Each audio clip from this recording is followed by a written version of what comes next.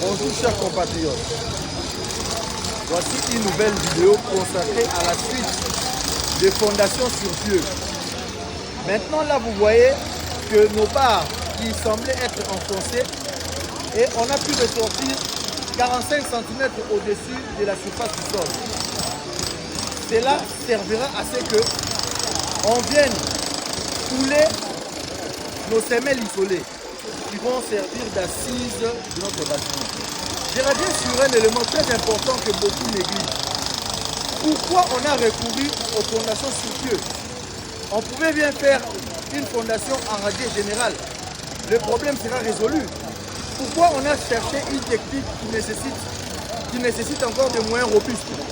Tout simplement parce que de part et d'autre de notre terrain, on a un immeuble. Montre l'immeuble Trinité. On a un immeuble qui est situé à moins de 2 mètres de notre terrain. Ce qui fait qu'il y a risque si nous coulons les fondations, si nous exécutons les fondations en radier général ou en semelle isolée, que nous puissions atteindre ou entrer en collision avec la fondation de cet immeuble à 4 niveaux. Et ce qui peut représenter un danger pour la viabilité de cet ouvrage.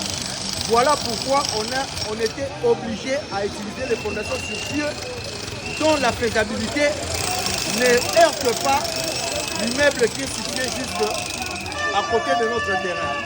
Voilà pourquoi il est nécessaire de faire des études, au-delà des études de laboratoire, mais faire aussi des études de faisabilité sur terrain.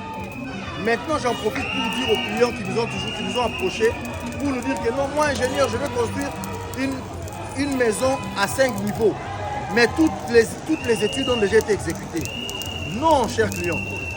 Quand une étude a déjà été exécutée ailleurs et que vous voulez faire construire par une autre personne, il faut donner aussi à l'autre personne le moyen de faire ce qu'on appelle la contre-expertise pour endosser ou pas les résultats des études précédentes.